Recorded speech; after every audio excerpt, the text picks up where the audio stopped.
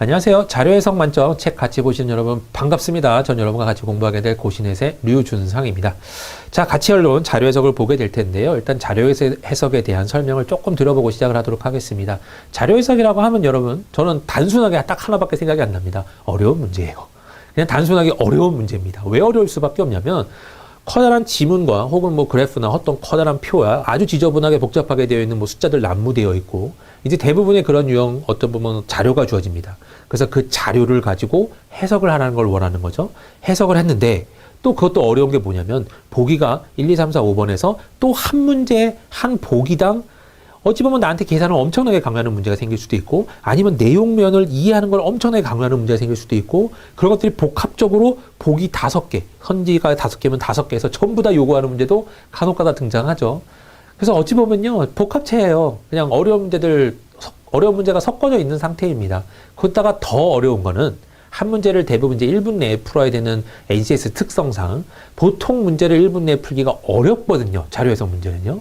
그래서 웬만하면 1분 20초, 1분 30초씩 소비가 되는 문제고 그래서 이 문제들을 풀기 위해서 흔히 말하는 응용수리 쪽에서 조금 더 많이 땡겨와서 시간을 많이 땡겨와서 이쪽에 투자를 해줘야 되는 어찌 보면 1분 내에 풀기도 버거운 그런 유형들만 잔뜩 있는 게 자료해석입니다. 그래서 자료해석은 어려울 수밖에 없어요. 시간의 압박, 문제의 압박, 계산의 압박 뭐 별거 다 들어갈 겁니다. 그래서 자료해석 파트는 여러분 공부를 진짜 철저하게 잘해주셔야 됩니다. 자, 일단 여러분 저는요 이제 NCS가 시작할 때부터 지금 문제를 정말 수도 없이 많이 봐왔던 사람인데 자료해석 파트는요 항상 문제를 볼 때마다 새로워요. 왜냐하면 도표 자체가 새로워요. 그래서 도표에서 나타나는 어떤 뭐 특징들 이런 거 죄다 다릅니다. 문제 유형이. 그래서 이 문제 하나를 마스터했다고 해서 또 다시 이 문제를 내가 풀 수 있는 형태가 아니에요. 그래서 그럼 이런 걸 어떻게 처리를 하고 어떻게 하면 내가 자료해석을 잘 할 수 있겠느냐라고 고민을 해봤을 때 기본입니다. 기본적인 거를 철저하게 해놓는 수밖에 없어요. 그래서 모든 자료해석의 기본을 철저하게 해놓으면 유형이 어떻게 바뀌든 표가 어떻게 바뀌든 내용이 어떻게 바뀌든 보기가 뭐라고 난리를 피든 전혀 상관이 없게 되는 거죠. 근데 전혀 상관이 없다는 건 조금 거짓말일 수는 있어요. 조금씩은 영향을 받겠지만 최소한으로 줄일 수 있다는 겁니다. 그래서 나의 기본기를 단단하게 한다. 그래서 어떤 유형이 등장하도 어떤 문제가 등장해도 내가 쫄지 않고 문제를 풀 수 있게끔 접근하는 겁니다. 그게 목적이에요, 여러분. 그래서 요 책을 통해서 여러분이 뭘 느끼시길 제가 개인적으로 원하냐면 문제는 어렵지만 내가 그 가운데 풀어야 될 문제를 풀었다. 그리고 풀지 않아야 될 문제를 풀지 않았다. 그 선으로 여러분이 결정하는 것을 원합니다. 조금 어려운 말이겠지만 내가 이 문제를 1분 내에 풀 수 있느냐 없느냐. 내가 이 문제를 1분 내에 못 풀겠다. 이걸 결정하는 게 이 책의 목적이에요. 그래서 이 책을 끝내버리면 여러분이 어떤 문제를 봤을 때 내가 알고 있는 지식과 내가 알고 있는 상식으로는 이걸 1분 내에 끝낼 수 있을 것 같아. 그 판단을 하기 위해서 이 책을 공부하는 거예요. 말이 어렵죠? 네. 그러니까 어떤 문제가 주어졌어요. 근데 이 문제를 딱 보자마자 이 책을 끝내고 어떤 문제를 딱 보자마자 내 머릿속에 있는 지식들이 막 총동원돼서 구르르 가서 이거 1분 내에 풀 수 있을 것 같아? 없을 것 같아? 그거를 여러분이 O or X를 결정하는 그 실력까지가 저의 목적입니다. 그래서 이게 1분이 넘어갈 것 같아요. 이 문제는 1분이 안 될 것 같아요. 라고 여러분이 결정할 수 있다면 여러분은 시험장 가서 절대로 흔히 말하는 뭐 이렇게 완전히 팍 미끄러지지 않는 한은 떨어질 리는 없습니다. 이해됐나요? 이게 여러분 굉장히 중요해요. 근데 문제 딱 보자마자 한 2, 3초 내에 결정이 나옵니다. 딱 보자마자 이 문제는 내가 1분 내에 풀 수 있는 문제구나, 1분 내에 풀 수 없는 문제구나 결정이 나요. 그 정도 되면 여러분 실력이 많이 는 겁니다. 그게 목적이에요, 이 책에. 그래서 그걸 바탕으로 여러분이 뭘 하냐면요. 어차피 NCS 이 모든 시험들은요, 시간 싸움이거든요. 시간 싸움에서 여러분이 한마디로 높이 올라갈 수 있는 겁니다. 한 높은 고지에 일단 있는 상태인 거예요. 이걸 잘하면. 그래서 책을 완성할수록 책을 많이 보면 많이 볼수록 이거 한 권뿐만이 아니라 뭐 여러 가지 책을 계속 보면 볼수록 이게 점점점 빨라집니다. 왜냐하면 내가 알고 있는 건 빨리 풀 거고 내가 모르는 건 못 늦게 풀거든요. 그럼 내가 알고 있는 건 1분 내에 풀 거고 내가 모르는 건 1분 더 걸릴 거거든요. 그럼 내가 알고 있는 보기를 사용할 수 있고 내가 알고 있는 팁을 사용할 수 있으면 훨씬 빨리 풀 테고 아니면 못 풀 거거든요. 그걸 빨리 결정해야 돼요. 그래서 빨리 결정할 수 있고 내가 빨리 풀 수 있는 문제 먼저 접근하는 겁니다. 막 먼저 풀고 이건 내가 안 될 것 같아 넘어가고 막 풀고 넘어가고 막 풀고 넘어가고 이런 식으로 반복하는 거죠. 그래서 끝에까지 갔다가 시험의 끝에까지 갔다가 다시 돌아오면서 다시 한번 덤비는 겁니다. 빈칸을. 그게 가장 중요한 패턴이에요. 그거는 어떤 시험이나 여러분 제가 말씀드리는 것 중에 하나인데 시험장에서 패턴은 1번부터 30번까지 만약에 문제가 있다 그러면 1번 풀고 2번 풀고 3번 풀고 4번 풀고 30번까지 푸는 그 사람은 통과할 확률이 거의 없어요. 물론 공부 잘한 사람, 많이 한 사람들은 통과할 겁니다. 이렇게 풀어도요. 대다수의 통과하는 사람, 학생들은요. 1번 풀고 2번 좀 오래 걸 것 같아. 넘겨. 3번 오래 걸 것 같아. 넘겨. 4번 괜찮아. 덤벼. 5번 덤벼. 6번 넘겨. 7번 넘겨. 이런 식으로 빨리빨리 판단합니다. 그래서 내가 풀 문제와 풀지 말아야 될 문제를 빨리 선택하는 거죠. 지금 제가 말씀드리고 있는 그거예요, 여러분. 말은 어렵게 많이 블라블라 말이 했지만 여러분이 이 책을 끝내면서 내가 어떤 문제를 봤을 때 나 이건 풀 수 있을 것 같아. 1분 내에. 덤벼. 이거랑 이거 조금 냄새가 이상해. 약간 향기가 이상해. 넘어가야 될 것 같아. 그런 문제를 구별하는 거. 그게 어찌 보면 이 책의 목적입니다. 이해됐죠? 그러니까 어찌든 간에 여러분의 경험치를 늘린다라고 생각하시고 이 책을 보시기 바라고 이 책을 보면서요. 가장 중요한 기본을 많이 익히겠다라고 생각하시는 게 좋습니다. 저는 일단 문제를 많이 봐왔기 때문에 제가 말씀드릴 수 있는 부분은 다 말씀드릴 거고요. 여러분은 그 가운데 이 사람이 왜 자꾸 이만하지? 이 사람이 왜 자꾸 이거 잔소리처럼 하는 것 같지? 라고 느껴지는 게 있다면 반드시 여러분 거 가져가세요. 제가 이제 중요한 것들은요. 저도 이제 머릿속에 이제 제가 갖고 있는 만약 1부터 100이라는 개념이 있다면 1이 1등이고 100이 100등이라고 만약에 가정해봐요. 그러면 저는 1을 굉장히 강조해야 되겠죠. 제 생각에서 가장 중요한 게 1이라면 1을 굉장히 강조하겠지만 이제 3을 설명하다가 5를 설명하다가 다시 한번 또 1이 막 나올 때도 있을 거예요. 높은 순위가 막 나올 때가 있을 겁니다. 그러니까 여러분이 보면서 이 사람이 왜 자꾸 이 소리를 할까? 그러면 제 머릿속에 그게 1, 2, 3 이런 순위라는 소리예요. 그러니까 모든 문제를 봤을 때 여러분 이걸 조심해야 돼요. 이걸 조심해야 돼요. 이렇게 계속 잔소리하는 게 있다. 그러면 이 사람이 중요하다고 하니까 내가 일단 알아두자. 그게 여러분 목적이 돼야 됩니다. 어차피 여러분 강의에서는요. 강의가 여러분한테 필요한 이유는 남이 한 경험을 여러분이 가져가기 위한 방향, 어찌 보면 방법이잖아요. 저희가 이제 NCS 시작할 때부터 저는 일단은 거의 모든 문제 다 풀어봤거든요. NCS 문제는요. 그럼 이제 모든 문제를 풀어봤던 이 사람의 경험을 여러분은 그렇게 경험을 못 해봤을 테지만 내 거를 제 걸 가져가는 겁니다. 물론 저 안에서 이렇게 한번 돌고 돌아서 이렇게 좀 정제된 것도 있을 거고 저만의 어찌 보면 좀 독특한 생각도 있을 거고 하겠지만 그 가운데도 여러분이 가져갈 게 있으면 가져가려고 하는 거예요. 그래서 모든 수업 방향은요. 여러분이 뺏어가는 거. 그러니까 제 강의에 제 어찌 보면 지식을 제가 알려드리는 어떤 전달 그거를 다 여러분 걸로 가져가는 걸 저는 원합니다. 그래서 최대한 잔소리하는 부분도 놓치지 마시고 잔소리 굉장히 많거든요. 지금도 보시면 알겠지만 블라블라 말 많아요. 그래서 여러분이 필요한 거 있으면 다 이렇게 쏙쏙 가져가시기 바랍니다. 알겠죠? 그리고 제가 어차피 저도 좀 인간인지라 저도 쓸데없는 말을 하고 싶진 않지만 간혹 가다가 나올 수도 있어요, 여러분. 하지만 그런 부분들도 제가 끝에 여러분 이건 좀 버리세요. 이런 식으로라도 말은 해드릴 테니까 아무튼 필요한 것도 있으면 쏙쏙 가져가시기 바랍니다. 네. 자, 일단 첫 번째 파트고요. 자료 해석의 완전 기초 지식입니다. 그래서 자료 해석의 개념이라는 표현으로 좀 적혀져 있는데 어떤 거냐 이거예요. 뻔자의 말인데요. 이건 블라블라 말이에요. 자료는 가공되지 않은 상태의 다양한 것들로서 블라블라 좋은 말들 나오겠죠. 여러분한테 이걸 외우세요? 절대 아니에요. 그냥 눈으로 한번 보고 끝. 네. 자료라는 건 여러분이 알고 있어요. 그냥 어떤 도표, 표, 어떤 글, 이런 것, 그냥 그런 것들이에요. 네. 그래서 여러 개가 있다. 이런 거 보여주고 있는 거고요. 자료 해석이란 말 그대로죠. 주어져 있는 그 복잡한 어떤 자료를 내가 해석을 하는 겁니다. 그런데 중요한 문제가 여러분, 문제 푸는 거랑 이거랑은 좀 달라요. 해석이라고 하는 거는 이제 어떤 문제에 깊이 들어가서 푸는 거지만 우리가 이제 하고 있는 자료 해석이라는 파트는요. 말은 좋은데 실제로 이렇게 하는 문제는 거의 없어요. 왜냐하면 시간 내에 풀어야 되는 걸요. 내가 여기에 고심하고 내 모든 생각을 멍하니 이렇게 보고 있을 수가 없어요. 그잖아요. 우리는 문제 풀기에 바쁜데. 그래서 이거는요. 일반적인 해석이라고 그냥 생각하시고 깊이 볼 생각은 안 하셔도 됩니다. 어차피 여러분 다 알고 있는 내용들이고 여러분도 이미 다 대처할 수 있는 내용이 있는 것들이에요. 특별히 없는 것도 아니고요. 자료 해석의 특징과 대처법이라고 나오는데요. 논리적으로 블라블라 좋은 말들 올바르게 이해된다. 좋은 말들 다 좋은 말들이에요. 여러분 한 번쯤은 곰곰이 보시기 바라고. 하지만 이 말이 내가 외워야 되는 거 그런 건 절대 아니죠. 다 우리한테 쓸모 있는 말들입니다. 하지만 문제 풀다 보면 여러분 제가 계속 말씀드릴 거고 그런 부분들이 이 안에 다 들어가 있어요.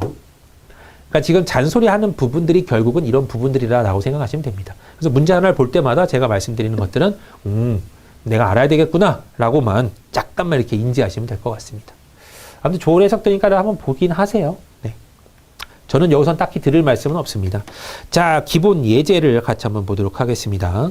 다음은 시설물별 사고 사례를 조사한 자료와 이에 대한 설명을 옳은 것 그랬죠. 자, 아주 기본적인 것부터 설명을 좀 드릴게요. 자료 해석을 풀 때 기본적인 거. 이런 식으로 여러분 나온 게 자료 해석 문제죠. 어떤 표, 그죠? 표에서 숫자 블라블라블라 나옵니다. 해놓고 이 표를 보고 나한테 1번, 2번, 3번, 4번에서 맞는 거 찾아, 틀린 거 찾아. 이런 겁니다. 대부분의 자료 해석만 문제는 거의 대부분이에요. 옳은 것, 틀린 것 둘 중 하나 고르는 문제가 대부분입니다. 어쩔 수 없어요. 그러잖아요. 보기 5개 주고 옳은 거 찾아봐, 틀린 거 찾아봐. 그것밖에 없어요, 문제가. 옳은 것인지 그른 것인지 일단 제일 먼저 봐야 됩니다. 그래서 자료 해석 문제 대부분은 옳은 거냐 그른 거냐를 찾는 거기 때문에 옳고 그름을 확인해야 되고, 그래서 모든 문제를 봤을 때 여러분이 옳다라 그러면 동그라미를 치든지 그러다 그러면 X를 치든지 여러분의 어찌 보면 암호 같은 걸로 판단을 좀 해주시기 바래요. 만약에 옳은 걸 찾으라는데 여러분은 틀린 거 찾고만 앉아 있어요. 그러면 이제 마음이 급할 때 1번 같은 경우에 틀렸다 그러면 1번 탁 체크해버리고 넘어갈 수도 있거든요. 문제를 잘 봐야 되기 때문에 동그라미다 그러면 X다 이런 거는 여러분이 판단. 그래서 문제를 풀 때요. 저는 그렇지는 않아요. 근데 이제 헷갈려 하시는 분들이 있어서 뭐 말하는 조언 아닌 조언으로 말씀드리겠습니다. 그래서 옳은 것이라면 동그라미를 치고요. 틀린 것은 이라고 하면 X자를 쳐서 아, 나는 X를 골라야 돼. 나는 동그라미를 골라야 돼. 이런 식으로 좀 리마인딩을 하시기 바라고요. 네. 자, 여기서 제일 중요한 건 이건 아니에요. 자, 문제 읽는 순서를 보여드릴게요. 여기를 읽어요. 그 다음에 여기는요. 정말 빛의 속도라고 표현하죠. 쓱, 이 정도. 쓱, 이 정도로 읽어요. 그리고 여기를 와요. 네. 다시 4로 갑니다. 알겠나요? 순서는 이거예요. 이렇게 내려오는 오는데 여기는 진짜 건성으로 쓱 정도 봐요. 쓱. 뭐야? 사고 건수, 사고 원인 뭐 있네. 블라블라 있네. 끝. 이 정도. 한 1초도 안 걸리게끔 쓱 보는 거예요. 쓱. 하고 보기로 내려와요. 대충 무슨 아주 중요한 내용까지도 아니고 이거 보는 게 제일 좋긴 해요, 여러분. 이것만 보면 딱 되긴 하는데 아, 시설별 사고 건수가 있나 보다. 뭐 사고 원인들이 있나 보다. 대충 이 정도만 해석을 하고 넘어가는 겁니다. 그래 블라블라. 여기까지가 2번이고요. 3번은 이제 보기를 판단하는 거예요. 보기에서도 여러분 이것도 이제 고난이도로 들어가면요. 이제 흔히 말하는 고수와 중수와 하수 이런 개념이 있다면 하수들은요. 1번부터 봐요. 어쩔 수 없어요. 이게 우리의 흔히 말하는 속에 완전히 지배적으로 깔려있는 고정관념이에요. 이건 더 이상 벗어날 길도 별로 안 보입니다. 이거 진짜 깨기 힘들거든요. 나는 이건 무조건 1번부터 봐야 돼. 이런 사람들 굉장히 많고 그거 절대로 못 고친 사람도 은근히 많습니다. 하수들은요. 무조건 이렇게 봐요. 이제 중고수들은 어떻게 보냐면요. 내가 땡기는 부터 봐요. 내가 땡기는 번호부터. 근데 땡기는 번호가 뭐냐. 이제 문제를 많이 풀다 보면 흔히 말하는 안 좋은 언어들이 몇 개 있어요. 그러니까 예를 들어서 막 욕이 아니라 안 좋은 언어들. 내가 여태까지 문제를 많이 풀어왔었을 때 이런 언어들이 등장하면 대부분 아니었어. 이런 언어들이 등장하면 대부분 맞았어. 이런 것들이 여러분 캐테고리화가 쫙 될 겁니다. 그게 경험치예요. 그래서 문제를 매번 풀어봤을 때 뭐 처음에는 다 1번부터 안 덤볐겠어요? 전부 다 1번부터 덤벼요. 초보자들이니까 우리는 초보니까 1번부터 덤비는 거예요. 1번부터 덤비는데 맨날 옳은 것 고르세요. 맨날 틀린 것 고르세요 하다 보면 문장 가운데 틀린 것의 대표적인 언어들, 맞는 것의 대표적인 언어들이 몇 개 있단 말이죠. 예를 들까요? 자, 여러분 보세요. 약이라는 말이 등장했어요. 약 5%이다. 약 7%이다. 이거는 맞는 거가 많을까요? 틀린 게 맞을까요? 많을까요? 이런 보기는 맞는 보기예요. 거의 맞는 보기가 많습니다. 물론 그렇다고 약이 등장해서 다 맞는 거야 라고는 말하기는 어려워요. 틀린 것도 분명히 존재하니까. 하지만 나의 경험상, 내 경험상 많은 문제를 풀어봤을 때 약이라는 말이 등장하면 이쪽에서 이렇게 슬슬 우리를 뭐랄까요? 그냥 이렇게 달래는 거예요. 아, 물론 정확하게는 이건 아니지만 대충 이 정도 아닐까? 이렇게 약간 나를 뭐랄까 구슬린다는 표현을 쓰나요? 그런 언어의 대표적인 언어입니다. 약. 그 다음에 가능성이 있다. 뭐뭐 수 있다. 이런 거 있잖아요. 뭐뭐 할 수 있다. 이거 나오면 오케이예요. 그냥 올해 거의 해당하는 말들입니다. 그래서 이쪽이 등장해버리면 아, 나는 얘는 맞는 거라고 생각돼. 그럼 이제 옳은 것이라면 여기서 이런 말이 등장한다 그러면 저는 그 문제부터 봐요. 그 보기부터 봅니다. 그 다음에 틀린 말을 골라봐 할 때는요. 네, 틀린 말은 굉장히 많아요. 너무 많아서 지금 예를 들게요. 매라는 말. 매년, 매시, 매월, 뭐 매분, 매 사람마다, 매 도시마다 매가 나온 것들. 매가 나왔다는 소리는 여러분 전부 다가 해당한다는 소리죠. 전부 다가 그렇게 된다는 소리예요. 그러니까 그런 말들, 항상이라는 말들, 꾸준히, 네. 그 다음에 뭐 지속적으로 이런 것들 나오면 규칙적으로도 괜찮아요.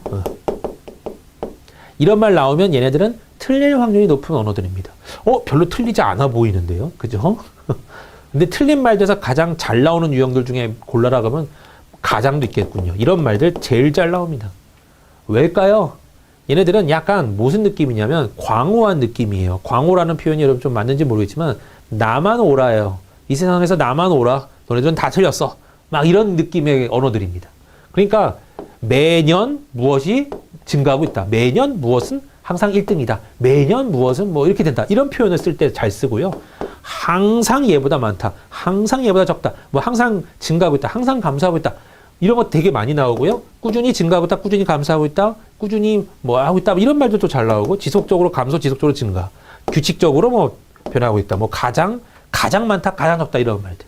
그러니까 나만 옳다라고 하는 말들은 틀린 말에서 잘 나오겠죠. 왜냐하면 하나만 삑 틀어놓으면 여러분 어때요? 문제가? 틀리게 돼버리잖아요. 그래서 그런 말들에 대해서 일단은 경험치가 막 쌓일 겁니다. 그러다 보면 문제를 보는 눈이 열려요. 문제가 싹 보이는 눈이 열리면서 어떻게 되냐면 이런 말이 등장해서 그럼 난 얘가 지금 흔히 말하는 땡기니까 얘부터 봐야지. 이게 중고수들이 하는 행위예요. 그래서 만약에 여러분이 3번이 땡겼어요. 근데 답이 만약에 3번이에요. 근데 3번만 봤어요. 얼마나 편해요 그러면. 남들 다 놓쳤는데 남들은 1번, 2번 풀고 3번까지 왔는데 나는 혼자 3번 풀고 앉아있어요. 얼마나 좋아요. 그걸 여러분이 해야 되는 거예요. 그거 이제 중고수에 어찌 보면 중고수쯤 됐을 때 해당하는 내용이고 지금 여러분이 만약에 초보자 입장이라면 절대 지금 그건 안 될 겁니다. 일단은 고정관념에 빠진 것처럼 진행을 한번 해보되 나는 궁극적으로 내가 보기를 골라 다녀야 될 사람이야 라고 계속 인식하세요. 그러다가 보면 어느 순간 한번 돌아다녀 볼까? 그런 마음이 생기면서 에이 돌아다녀 보자 하고 이제부터는 고정관념을 깨야지라고 생각하면서 막 진행할 수도 있을 겁니다. 물론 안 되는 사람도 많아요. 근데 안 된다고 해서 또 아주 나쁜 것도 아니긴 해요. 왜냐하면 좀 더 뭐랄까요? 좀 확실한 답안으로 갈 때는 그게 훨씬 좋긴 해요. 그러니까 정확한 시간 내에 푸는 거는 비효율적인데 문제의 정확도라고 표현할까요? 그거는 정확도가 훨씬 높긴 하죠. 왜냐하면 내가 3번만 보고 3번이나 체크한 사람과 1, 2, 3번까지 보고 3번이나 체크한 사람은 당연히 틀릴 거예요. 이 사람은 불안해요. 한 번만에 팍 찍는 사람은 약간 불안한 마음이 있을 겁니다. 하지만 1번부터 본 사람들은 그나마 좀 낫죠. 이거 아니네, 이거 아니네, 이거 맞네. 이렇게 체크한 사람은 조금 더 나았을 거란 말이죠. 근데 이게 여러분 좀 달라요. 어떤 때가 다르냐면 우리는 이제 NCS 공기업 시험이나 사기업 시험은 상관없습니다만은 시간 압박이 어마어마하게 주어져 있는 시험에서 나한테 1번, 2번을 풀게끔 강요하는 거라면 그거는 당연히 피해야 되는 게 맞는 내용이죠. 시간은 한정되어 있는데 나한테 쓸데없는 1번, 2번을 풀게끔 강요한다? 그건 피해야 되는 거예요.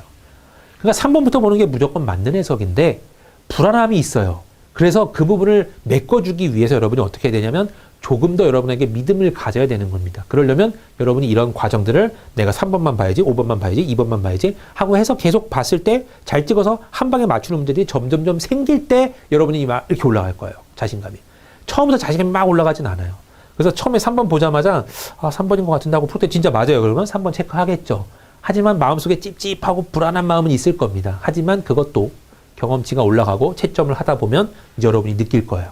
역시 훨씬 빠른 시간에 훨씬 그래도 많이 맞췄어. 분명히 내가 이거 1번부터 봤었으면 10문제 중에 8문제 정도는 풀었을 텐데 시간 내에 그렇게 풀었기 때문에 내가 10문제를 다 풀 수 있었어. 근데 10문제를 다 풀었을 때 한 문제를 틀렸고 8문제를 꼼꼼히 봤을 때 만약 7문제, 8문제를 맞췄다 그래도 결국은 한 문제가 이득이라는 거잖아요. 그렇게 이해를 하시는 게 좋습니다. 시간을 아끼는 대신에 시간을 아껴서 한 문제를 더 풀다. 이런 표현으로 가는 거예요. 꼼꼼하진 못하게 풀었지만 내가 그 시간들을 아껴서 한 문제를 더 풀었다. 요걸로 가는 거예요. 알겠죠? 자, 지금 첫 시간에 여러분 좀 제가 블라블라 말이 많아요. 근데 이것도 계속 이제 풀다 보면 문제에 맞춰서 또 설명을 들어가야 되기 때문에 완전 기본적인 것부터 설명드리는 거예요. 자, 일단 2번까지는 왔어요. 3번에서 이제 설명하는 게 내가 마음에 드는 보기를 고른다 그랬죠. 그거 이제 궁극적으로 나중에 해석할 일. 그러면 봤어요. 읽었어요. 이해가 돼요? 이 내용이 지금 머릿속에 아예 없는데? 전혀 안 되죠. 그럼 다시 어떻게 돼요? 4번으로 올라가는 거예요. 다시 이제부터 내용을 확인하는 겁니다. 누구를? 3번을 찍었다 그러면 시설물별 사고 원인이라고 나와 있으니까 이 녀석을 보는 거예요. 그리고 자료 해석의 대표적인 게 이런 단어들이 있죠. 이런 단어들이 이제 여러분이 생각할 때 뭐 합성어처럼 A랑 B가 합성어 A, B 이렇게 합성이 된 게 아니라 대부분의 언어들은요. 이렇게 기다란 글이 있으면 이 글이 이 표나 글 가운데 분명히 덩어리째 있어요. 시설물별 사고 원인이다. 그러면 이 말이 아예 여기 있어요.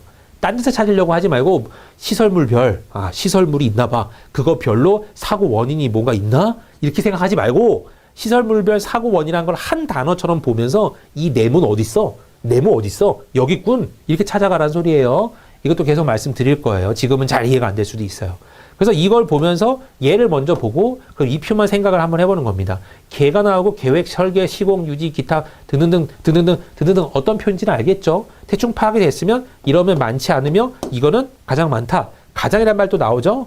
가장 많은지도 확인을 한번 해봐야 될 겁니다. 자, 그럼 이제 여기서 왜 이렇게 접근하는지 한번 알려드릴게요. 이유는 알아야 될 거 아니에요. 자, 여기서 만약에 정보가 1, 2, 3, 4, 5, 6, 7, 8이 있어요, 여러분.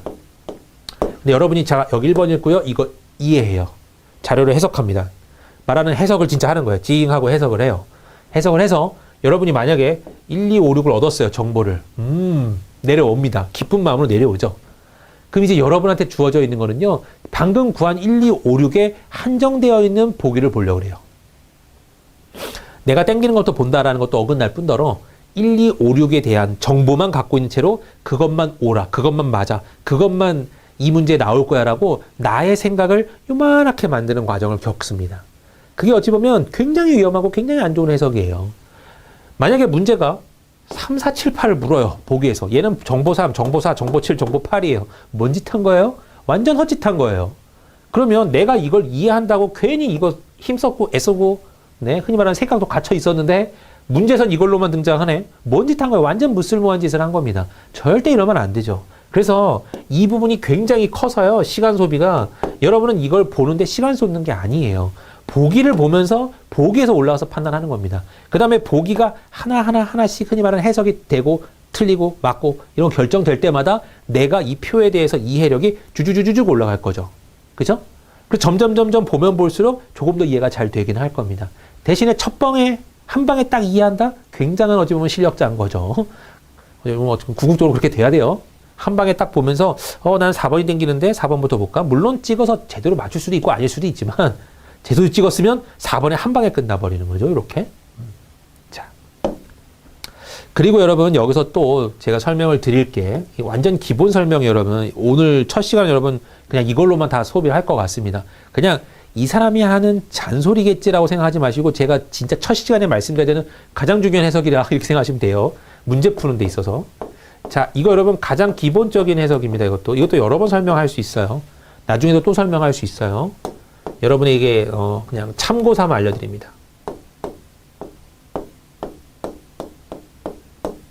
어디서 많이 본 단어들이죠. 레벨이에요. 레벨. 자, 레벨이 그러면 뭐냐?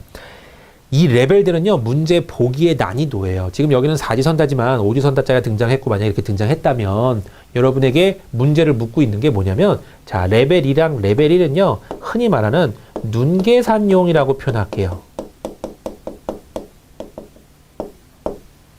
눈계산이에요. 눈으로 쓱 보면 알아요. 눈으로 쓱 보면 알아요. 그래서 눈계산용 문제가 있고요. 이거는 정밀하게 필요한 정밀용이 있어요. 정밀계산용이 있습니다. 정밀계산이라고 하면 손을 써야 돼요. 예를 들어서 2자리 곱하기 2자리처럼 뭔가 손을 쓰지 않으면 내가 답조차도 구할 수 없는 것들, 감조차도 없는 것들, 이거 언제 다 더해? 막 약간 그런 느낌들, 그런 유형의 문제들이 정밀계산용입니다. 자, 그럼 여러분은 여기서 어떻게 푸냐? 고정관념에 빠진 사람처럼 풀어볼까요? 자, 1번부터 접근해요. 1번, 딱 봐요. 레벨 3죠. 레벨 5가 높은 거고 레벨 1이 쉬운 거라고 할게요. 자, 그럼 레벨 3에 동작했으면 손은 써야 돼요. 조금 귀찮아요. 풀어 말어 굉장히 고민되는 내용입니다. 이때 이 모든 보기를 한눈에 일단 조금 스캔을 했을 때 죄다 계산 문제인 것 같다. 1번부터 5번까지가 싹 다 계산을 요구하는 문제인 것 같다. 혹은 딱 봤을 때 숫자들이 조금 난무해요. 몇 배다, 3.7배다, 뭐 2.25%다, 막 이런 것도 막 등장해요. 그럼 이제 여러분이 살짝 긴장하면서 이건 계산 문제일 확률이 높겠구나라고 판단되죠? 그렇게 생각됐을 때 내려오는데 레벨 3 정도다 느낌이 있어요. 여러분 이거 손을 써야 되겠구나. 아, 이 보기는 손을 써야 돼. 계산을 안 해봤지만 손 쓰는 게 귀찮아요. 잠깐 뭐 하냐면 보류하는 거예요. 너 잠깐 기다려봐. 자, 2번 봐요. 레벨 투자가 등장했죠. 레벨 투자 등장했으면 얘는 눈 계산이에요. 눈으로도 쉽게 봐도 있어요. 팍 하면 눈으로 보여요. 조금 왔다 갔다 하면 눈알만 돌려가면 딱 보여요. 그래서 얘는 풉니다. 겪어요. 답이면 진짜 감사하죠. 시간 소비 없었으니까. 답이 아니어도 어쩔 수 없는 거예요. 일단 보는 거예요. 답이 아니었다고 가정할게요. 레벨 2 지나갑니다. 에이, 시간 소비했네. 어쩔 수 없어요. 이제 흑 합니다. 이걸 언제 계산하고 앉아있어? 미쳤어. 막 약간 그런 느낌이 들 정도의 괴상망측한 계산이 필요해요. 예를 들어서 뭐 비율 구해봐 이런 거 있잖아요. 예를 들어서 시설물 사고를 원인해서 교량에서 설계 요인에 대한 비율과 건축물에서 뭐 예를 들은 거예요. 건축물에서 이건 좀 별로 없네요. 이것도 쉬운 거라서 뭐 국외에서 교량에 대한 비율과 누가 더 크니 뭐 이런 거 물었어요. 그러니까 52분의 29랑 80분의 49의 비율을 막 비교해보래요. 짜증나죠? 확 올라오죠? 근데 그런 게 한두 개가 아니라 한 대여섯 개 막 구해야 되는 상황. 정말 극한 짜증이 올라오는 그런 계산 문제들도 있을 거예요. 어려운 문제들이면. 무조건 뭐 해야 돼요? 얘도 보류시켰는데 얘도 무조건 보류예요. 에이, 봤어요. 와, 위에 거랑 거의 흔히 말하는 똑같네. 비등비등하네. 약간 그런 느낌? 하지만 얘보단 좀 쉬워 보인다. 얘도 보류하는 거예요. 뭘 풀어요, 문제를? 레벨 1? 눈으로 보는 문제가 나왔네. 예를 들어서 뭐 교량이 시설물별 사고 원인에서 교량에서는 설계 요인이 가장 많다 뭐 이랬어요. 눈으로 보는 문제로. 그러면 그냥 눈으로 보면 되죠. 실제로 봤을 때 29가 제일 많으니까 맞아 이건 이렇게. 눈으로 보는 문제 등장했습니다. 이건 어떻게 해야 돼요? 무조건 풀어야 되죠. 이건 풉니다. 그런데 얘가 답이면 진짜 감사한 거죠. 이거 푼 사람들은 진짜 어마어마한 손해를 봤을 거거든요. 고정관념에 빠진 사람이라면 1번 아니야, 2번 아니야, 3번 아니야, 4번 아니야. 아, 결국 5번이 5번도 풀 거예요, 아마. 네. 시간 소비가 어마어마한 어떤 패턴이에요. 1번부터 내려오는데 보류, 풀어, 보류, 풀어. 답이면 진짜 감사, 답이 아닐 땐 어떻게 될까요? 그럼 이제 고민하는 거죠. 아, 이거 답이 아니네. 역시 쉬운 건 답이 아니었어. 1번, 3번, 4번 중에 답일 텐데. 아, 정말 귀찮은 거지만 어쨌든 해야 되겠지. 제일 먼저 뭘 해요? 당연히 1번입니다. 그나마 가장 쉬운 계산을 먼저 하는 거예요. 1번이 답이면 약간 씁쓸합니다. 1번부터 풀걸. 2번하고 5번 보느라 시간 소비가 조금 있었거든요. 고정관념에 빠진 사람은 그럴 수 있어요. 네. 하지만 그것보다 실이익이 더 크기 때문에 여러분 이렇게 하라는 거예요. 얘가 답이 아니에요, 만약에. 감사했었을 것 같은데 얘가 답이 아니었다고 쳐보죠. 이거 둘 중에 하나가 답이죠. 그럼 여러분 몇 번 풀어요? 3번이에요? 4번이에요? 당연히 4번입니다. 그나마 조금 쉬운 걸 풀어야 되는 거예요. 그러니까 이 그나마 조금 쉽다는 건 내 갖고 있는 능력에 대비해서 여러분 말하는 거예요. 나는 더하기 굉장히 잘해. 곱하기 굉장히 못해. 라고 했다 그러면 더하기는 나한테 레벨이 낮을 거고 곱하기는 레벨이 높을 거예요. 나는 곱하기 굉장히 잘하고 나누기가 난 더 잘해. 그런 사람이 있다면 드물겠지만 어쨌든 간에 나누기 쪽이 조금 더 낫겠죠, 레벨은. 그러니까 자기 자신에 따라 또 달라요. 이거는 그럼 여러분이 선택합니다. 레벨 4짜리를 먼저 선택하는 게 당연히 옳아요. 얘 선택해서 감사합니다. 답이면 감사한 거죠. 왜? 제일 지저분한 거 안 풀었잖아요. 얘가 만약에 답이 아니에요. 그럼 여러분 3번 풀어요, 말아요? 당연히 풀면 안 되죠. 왜? 어차피 난 1번, 2번, 4번, 5번 푸면 시간 소비 진짜 많이 했는데 다 틀렸다는 결론이 나왔으면 답은 얘일 거 아니에요. 그럼 믿고 들어가는 거예요. 이걸 계산할 바에는 차라리 이거 체크하고 넘어가고 말겠다. 물론 아깝겠지만 틀린다면. 자, 근데 여러분 여기서 제가 이 말은요, 뭐 당연히 기본적인 사건이고 이건 여러분이 해석해야 되고 반드시 여러분이 체득해야 되는 거예요. 일반적으로 여러분 문제 풀 때마다 전부 다 접근 이렇게 했어야 돼요. 네. 하지만 제가 말씀드리는 여기서 가장 중요한 거는 뭘까요? 네. 가장 중요한 사건. 방금 제가 말했던 이거 1번, 2번, 3번, 4번, 5번 중에서 문제는 이렇게 푸는 겁니다라는 걸 보여드리긴 했지만 뭐 이것도 중요한 내용이지만 더 중요한 게 하나가 있다면 이 방금 한 내용 중에 여러분은 네. 최악의 상황에서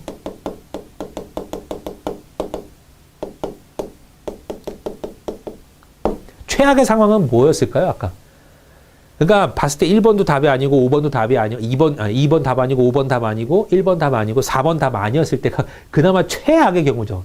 5개 중에 4개를 다 풀었잖아요. 마지막 거를 풀지 않았던 상태. 최악의 상황에서도 안 푼 문제가 하나 있네요. 보기가. 그게 몇 번이죠? 3번. 레벨 5짜리를 안 풀었죠. 이게 제일 중요한 사건입니다. 왜요? 왜 중요할까요, 이게? 이거 안 풀었어요, 레벨 5짜리. 이걸 갖고 있어야 돼요, 여러분. 뭔 소리냐면, 여러분은 최악의 상황에서도 보기 중에서 가장 어려운 보기는, 네, 쓸까요? 보기 한 개는 안 풀어도 돼. 면제부를 하나 얻은 겁니다. 이해됐어요? 최악의 경우에요. 여러분은 최악의 상황에서도 보기 중에서 가장 어려운 보기가 있다. 혹은 이거 푸는데 막 이거 숫자 나와서 너무 귀찮아, 너무 힘들어, 이런 게 생길 때가 있어요. 이렇다면 이 문제는 안 풀어도 된다. 그 면제부를 하나 얻은 겁니다. 여러분한테 그러면 면제부 2번 딱 줬어요. 너 이거 보류해도 돼. 무조건 안 풀어도 돼. 1번, 3번, 4번만 풀어. 1번 풀어서 3번 풀어서 4번 풀어서, 그럼 이거 답이에요. 이렇게. 그죠? 아니면 풀다가 이거 답 나왔다. 그럼 이건 아니었겠죠, 뭐. 이해됐나요? 가장 어려워 보이는 한 문제, 혹은 내가 생각할 때 한 문제, 보기 하나 안 풀어도 된다는 소리입니다. 이게 여러분 굉장히 세야 돼요. 굉장히 강한, 어찌 보면 충격적으로 다가와야 되는 사건인데, 왜 그러냐면요, 이게 되는 사람만이 결국은 문제를 넘어갈 수 있어요. 보기에서도 여러분 마찬가지죠. 1번, 2번, 3번, 4번, 5번에서도 여러분 보세요. 이걸 풀자니 시간이 너무 오래 걸려서 넘어갔죠. 2번으로. 이런 사람들이 결국 뭘 할 수 있냐면, 이 문제, 쉬운 문제야, 이건 덤벼. 다음 문제, 어려운 문제야, 넘어가. 이걸 할 수 있다는 소리예요. 그걸 할 수 있어야 시험에서 성공이 됩니다. 그래서 요거 굉장히 중요한 사건이에요. 그래서 내가 요거는 보기에서도 체득, 문제에서도 체득해야 되는 내용입니다. 어려운 것들은 안 풀어도 돼. 일단 가지고 있어야 돼요. 어려운 보기는 하나는 안 풀어도 돼. 그거는 가장 중요한 핵심적인, 방금 말한 거의 핵심적인 내용이고, 이걸 바탕으로 어려운 문제는 안 풀어도 돼. 쉬운 문제들부터 봐. 이 개념이 지배적으로 머릿속에 쫙 깔려 있어야 됩니다. 자, 1번부터 50번까지 나오는 시험 문제가 있어요. 대다수는요, 1번 풀고 이렇게 가요. 한 30번쯤 되면요, 20분 남았습니다. 그래요. 20분 남았습니다. 여러분, 이제 참고하세요라고 말합니다. 이제 감독관들이. 그러면 20번 남았는데, 20분 남았는데 20문제가 남았죠. 그 밑에 대다수의 사람들은 어떻게 생각하는 줄 알아요? 1분당 하나씩 풀면 돼. 그렇게 생각합니다. 거기까지는 괜찮아요. 이제 40분쯤 되잖아요. 그럼 한 13문제, 14문제 남아 있습니다. 1분에 못 푸는 게 생겨요, 분명히. 그럼 이제 이때부터 어떻게 되냐? 어떻게 해? 콩닥콩닥. 마음속에서 여러분 진짜 쿵쿵쿵쿵쿵쿵 거립니다. 어떻게를 계속 외치고 있어요, 여러분이. 그러면서 이 남은 13문제, 14문제를 여러분이 거의 다 못 맞추게 되어 있습니다. 네, 정말 대부분의 레파토리가 그래요. 와, 막 대충 봐요. 대충 보고 풉니다. 근데 또 마지막 것들은 또 이런 것들 되게 많아요, 문제들 가운데. 또 흔히 말하는데 좀 소고긴 한데 좀 재수없게 진짜 끝에 쪽에 이런 것들 되게 많습니다. 그럼 또 이렇게 돼버려요. 하나 풀려고 봤는데 시간 소비가 엄청나요. 이거 1분 내에 못 푸는데 이거 1분 내에 못 푸는데 이러면서 조마조마 콩닥. 그래서 이 뒷문제를 다 망쳐버려요. 그러면 여러분 애초에 50문제 중에 10몇 문제를 버린 사람들이 통과를 할 수 있을까요? 거의 못 통과하는 거예요. 당연한 패턴입니다. 위에 거에서도 틀렸을 텐데. 어차피 준비가 안 돼 있는 게 지금 여실하게 보여지는 거예요. 그래서 준비를 한 사람들은 어떻게 접근하냐면 1번부터 50번까지 무조건이에요. 어려운 보기인 것 같다. 넘어가. 어려운 거다. 넘어가. 쉬운 것들 먼저, 한 방에 덤빌 수 있는 것들 먼저 짜자자자작 내려가는 겁니다. 그래서 결론으로 쭈쭈쭈쭈쭈 풀다가 마지막 흔히 말하면 바텀을 딱 찍죠. 바닥을 찍고 쫙 올라오는 거예요. 다시 한번 도는 겁니다. 띠디디디디 이런 식으로. 이해됐어요? 그래서 요거를 갖고 여러분이 완성을 짓는 겁니다. 그래서 1턴하고 2턴이라고 표현을 하는데 1턴에는 내가 빨리 풀 수 있는 문제만 쫙. 그 다음에 2턴에는 못 푼 문제들 그 다음 우선. 3턴으로 넘겨도 돼요. 2턴에서도 어려운 문제들이 있었잖아요. 중간에. 그건 넌 진짜 아니다. 넘겨요. 그래서 최대한 다 풀고 나서 내가 풀 수 있는 만큼 풀었어. 라고 했을 때 남겨져 있는 문제가 몇 개 있을 겁니다. 이제 시간이 10분 남았습니다. 그럴 때 천천히 풀어요. 천천히. 여기 만약에 4문제가 남았는데 10분 남았습니다. 그러면 10분 동안 4문제를 다 풀려고 하지 말고 2문제를 제대로 푼다. 이런 마인드로 갖고 가세요. 틀려도 돼요. 이런 거. 왜냐하면 합격 컷 자체가 여러분 그렇게 막 미친 듯이 99점, 98점 이렇지는 않거든요. 그러니까 2개 넘겨도 돼요. 그러니까 최대한 맞는 문제를 높게 하려고 하는 행위예요. 여기서 여러분 느껴야 되는 게 뭐냐면 나의 능력이 100이라면요. 100을 갖고 있었는데 아까처럼 시간의 압박이 어마어마하게 느껴지면서 느껴지는 게 뭐냐면 여러분의 능력이 쪼그라들어요. 완전 쪼그라들어요. 내 능력의 100도 발휘도 20, 30밖에 발휘를 못하는 그런 상황에 도래되면 그 시험은 망했다 생각하시면 됩니다. 그러니까 이거를 막으려고 어떻게 하는 거냐면 무조건 끝까지 가야 돼요. 처음에. 넘어가 한 있어도 끝까지 가야 됩니다. 그 끝에 찍고 나면요. 아, 이제 문제의 끝을 봤어요, 여러분은. 그러니까 대략적으로 나는 이제는 내가 풀만한 문제들은 빨리 풀 건 다 풀었으니까 늦게 천천히 풀어야 될 문제들만 남았어. 어려운 문제들만 남았어. 그러니까 마지막에 0 안 되면 그건 찍어도 돼. 이런 생각 갖게 만드는 거예요. 그럼 이제 여러분의 능력이 100에서 그렇게 많이 떨어지지 않아요. 10분 남았다고 해도. 왜냐면 나는 풀 문제 다 풀었거든. 어려운 문제들만 남았을 거고 지저분한 문제만 남았으니까 어쩔 수 없으면 찍지 뭐. 이렇게 판단이 되는 겁니다. 이해됐죠? 자, 이것도 여러 번 설명 또 드릴 것 같아요. 지금은 뭐 블라블라. 일단 요 문제는 하나 끝내고 마무리를 지어보도록 할게요. 이번 시간은요. 자, 이에 대한 설명을 옳은 것이라고 했고 내려왔고 저는 1번부터 한번 볼 거예요. 국내 건축물 사고의 원인은 그랬죠. 그러면 국내 건축물 사고의 원인인데 이런 대가로가 없었고 그냥 이거는 국내라는 말이 있기 때문에 국내 국에 대한 요표겠구나라고 예상은 들죠. 그럼 이걸 보자마자 여기로 갈 것 같고요. 설계 요인, 시공 요인, 기타이다 그랬어요. 그러면 국내에서 교량 건축물, 수리시설물, 지하 구조물이고 교량 같은 경우는 글쎄요. 사고의 원인은 설계 요인, 시공 요인, 유지 관리, 기타인데 요 내용이 없긴 하죠. 근데 이것도 국내인지 국외인지 내가 알 길이 있어요, 여러분. 지금 옳은 것 고르는 문제거든요. 그럼 얘는 이쪽 걸 보면 이게 없기도 하고 없을 뿐더러 이걸 말하고 있나? 여기는 왜 국내라는 표현은 국내는 요건데 내가 굳이 국내라는 말이 없는데 이걸 여기서 내가 신경을 써야 되나?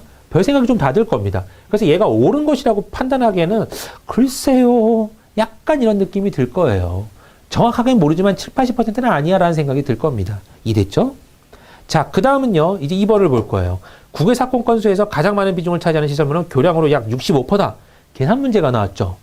자, 국외 사고 건수에서요. 교량이 82분의 49를 지금 퍼센트를 구하라는 문제입니다. 계산 문제잖아요. 계산이야? 잠깐 보류시켜 줄게. 이거 나쁘지 않은 법이에요. 네. 자, 그 다음은요. 시설물별 사고 원인을 보면 그랬어요. 그럼 이제 요걸 봐야 되겠죠. 계획 요인에 의한 사고 사례는 많지 않으며, 그렇죠. 많지 않죠, 진짜. 설계 요인에 의한 사고 사례가 가장 많다. 지금 보면요. 개에서도 가장 많고, 교량에서도 가장 많고, 건축물에서도 가장 많고, 그죠? 수리시설물은 가장 많지는 않아요. 지하 구조물도 가장 많지는 않아요. 하지만 이제 일반적으로 많다라고 볼 수는 있고요. 설계원의 사고 사례가 가장 많다. 이게요.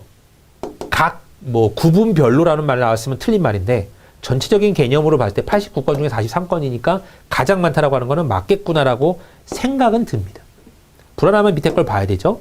국내 사고 건수가 국외 사건 건수에 비해서 현저히 적은 것은, 국내가 국외보다 현저히 적은 것은 국내도 많은 시설물 사고가 발생했음에도 불구하고 사고 조사에 의한 기술 정보의 공유화가 이루어지지 못함에 기인한다. 이거는 흔히 말하는 저세상 얘기를 하고 있는 거예요. 뭔 소리 하고 있는 거야? 알지도 못한 얘기를 막 블라블라블라블라 하고 있는 겁니다. 그러니까 얘는 뭔 소리? 알지도 못하겠는데 뭔 소리야? 약간 그런 느낌이 강하죠. 그럼 이제 문제 가운데 얘를 확인해야 답을 3번으로 찍을 것 같다 그러면 2번을 풀 거예요. 근데 일반적으로 이때쯤 되면요. 저는 약을 굉장히 좋아하거든요. 그럼 이게 틀릴까? 저는 한번 볼 것 같긴 해요. 82분의 49를 구하는 문제인데, 그죠? 이게 약 65%냐 이거잖아요. 그럼 지금 이거는 곧바로 나눠야 됩니다. 82로요. 100배에서 나눌 거니까 퍼센트로 바꿔서. 여기는 고민할 필요 없어요. 이거 뭐가 들어가지 고민할 필요 없이 6을 넣어요, 그냥. 왜냐면 65래매요. 6 넣어봐요. 6, 22에 6, 8에 48에 49. 돼요, 안 돼요? 안 되죠. 아니네. 약이 등장했지만 얘는 아니란 소리네요. 네. 저의 경험은 일단 여기서는 글렀습니다. 이거는요. 매번 맞는 건 아니에요. 그러니까 모든 문제 가운데 달라요. 하지만 제가 보는 그런 눈은 그렇다는 거예요. 그래서 얘는 일단은 아니에요. 자, 그럼 이제 여기서 답은 3번밖에 없겠죠? 그 3번 선택하는 겁니다. 왜냐면 그나마 얘가 제일 이런 해석을 할 거잖아요. 이걸 빨리 풀 수 있는 방법은 이 계산을 안 하는 거랑 이 문제에 대해서 확실하게 결론을 내리는 건데 문제 자체에서 그렇게 받아두지 못하는 것도 많아요. 인간들이 만들기 때문에 이거는 이렇게 보면 이거고 저렇게 보면 저거고 저기면 뭐 이거 그냥 코에 걸면 코걸이고 귀 걸면 귀걸이고 약간 그런 느낌이 많은 문제가 간혹 등장하는데 지금 얘는 제가 볼 때는 그것보다는 얘네들이 아니기 때문에 그나마 너가 답 같다라는 생각. 네. 혹은 여기서 대부분의 이 구분별로의 최선은 아니지만 어쨌든 전체적인 걸로 보면 맞긴 하네. 그냥 끄덕끄덕일 수 있는 그 정도의 생각. 그건 들어갑니다. 네. 그래서 답은 3번을 체크는 하겠죠. 아무튼 이 문제를 보면서 여러분이 많이 가져갈 거는 제가 볼 땐 별로 없고요. 이 문제에서 느껴지는 거는 이런 것들에 대해서 계산을 안 할 수 있으면 안 해보자. 대신에 이런 거에서 확신을 해야 돼요. 근데 확신이 안 되면 어차피 또 계산해야 됩니다. 그러니까 그런 거는 문제가 좀 받쳐줘야 돼요. 문제가 받쳐줬을 때, 이거는 무조건 3번이 답이네. 확정이 된다 그러면 2번은 아예 계산 안 했을 거고, 이 3번에서 지금 제가 뭐가 걱정이 됐었냐면요. 이거는 적다라는 건 제가 이해했어요. 근데 설계율에 대한 사고 사례가 가장 많다고 했는데, 가장 많다는데 이제 구분별로 가장 많다 그러면 아니에요, 얘는. 그죠? 구분별로 가장 많나요? 아니에요. 그러니까 그런 부분들이 좀 거렸어요. 그래서 지금 이 부분 때문에 조금 머뭇거린 부분이 있었다라는 거. 하지만 문제가 받쳐줬을 때 개에서라는 말만 등장했어도요. 네. 합계에서라는 말만 등장했어도 이거라면 당연히 맞는 말이죠. 그럼 이건 자연스럽게 맞는 거예요. 이렇게 대담하게 퍽 할 텐데 아무튼 그런 부분들이 여러분 모든 문제마다 조금씩 보일 겁니다. 이제 그때마다 또 다르게 생각해야 되는 거니까 뭐 이건 이 문제에서 그냥 끝내버리시면 돼요. 아무튼 지금 이 문제는 얻어갈 거는요. 뭐 이런 것들에 대한 해석을 안 한다 이 정도인데 아까 제가 드린 설명들을 조금 더 깊이 이해하시는 그런 형태로 취해 주시기 바랍니다. 어차피 기본 예제 문제입니다. 알겠죠? 네. 여러분 굉장히 수고하셨고요. 저는 다음 시간에 그러면 이제 비율로 만나 뵙도록 하겠습니다. 첫 번째 파트라서 여러분 제가 좀 이게 블라블라 잔소리가 많아요. 그래서 잔소리 들어가면서 뭐라는 거야 좀 귀찮아 여기지 마시고 조금 들어가면서 그래 이 사람이 왜 이 얘기를 계속 하는지 한번 눈여겨보시기 바랍니다. 네, 수고하셨고요. 저는 다음 시간에 비율로 만나 뵙도록 하겠습니다. 감사합니다.